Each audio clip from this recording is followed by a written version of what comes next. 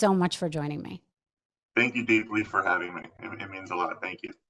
So let's start with not who you are now, but how you became who you are. Tell me about your childhood, where you're from, what that was like for you growing up. Wow. I actually grew up in Florida, which I just found out you're there now. So I grew up in Florida. Yeah. Um, like many people, which is important to recognize, I had a very unique childhood. I grew up with severe learning disabilities. So in school, I had to be separated from all the cool kids and pretty much everyone who had groups of friends and cliques and athletes.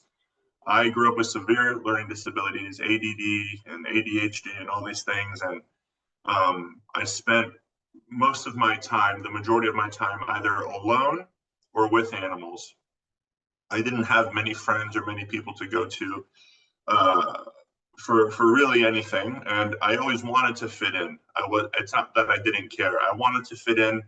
I wanted to be part of a group. I wanted friends, but I never felt not only welcomed, even if I was welcomed, I didn't feel comfortable. I felt just the most at peace if I was either alone or with animals. And not to fast forward, but by learning that, that's kind of how my journey started. I really accepted the fact at a young age that I was different, and I stopped trying to fit in, which brought me a lot of happiness by just being comfortable to um, accept the fact that I was very different, you Mhm. know?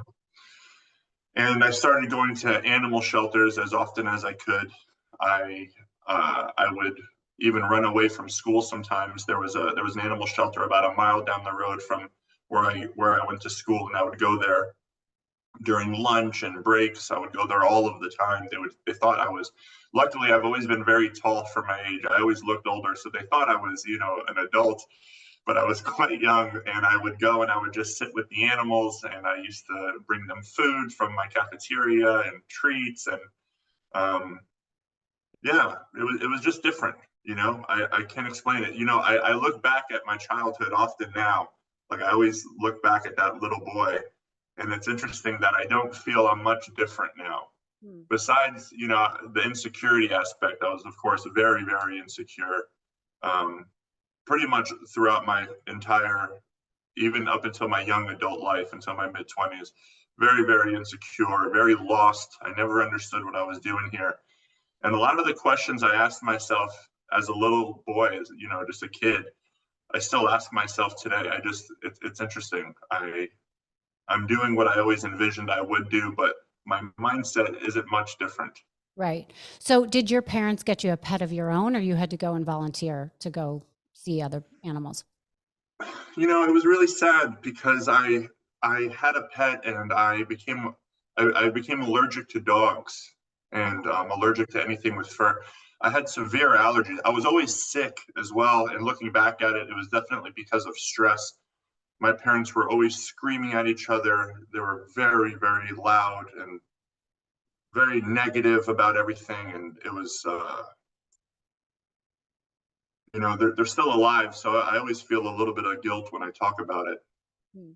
But it was just a really, really just an unfortunate way for a child to view a relationship, which really messed me up until honestly recently, thinking of what a relationship should look like and sound like. And it was just awful. So looking back at why I was always sick, and I had like severe scoliosis. When I would go to school, I had to wear this huge back brace. So imagine being a kid with learning disabilities with a back brace, tall, can't defend himself. So like I was just this tool to get bullied. And I finally had a dog, and it was like the most amazing thing. And then they took the dog away from me because I became allergic. I was allergic to everything. I mean, you name it, you name it. And I was allergic to it. Like I remember begging for a rabbit, and I couldn't have the rabbit. So eventually, by going, as I mentioned earlier, I would go to these animals. And I got to tell you, I kind of feel a little bit guilty because I'm acting like I had it so terrible. But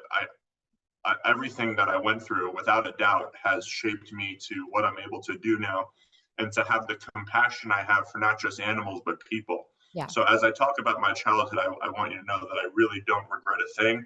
And I also know, not regret, I wouldn't change a thing, excuse me.